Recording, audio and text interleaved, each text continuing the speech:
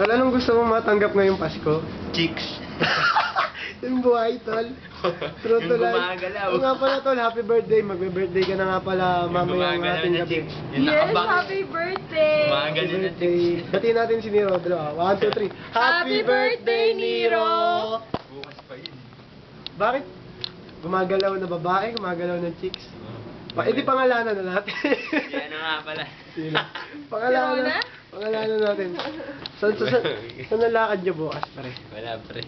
Lasing na dahil. Yan eh. Uy, lakad ka bukas eh. Wala. Alam ko, ititreat ka ni na ano ah. Ano?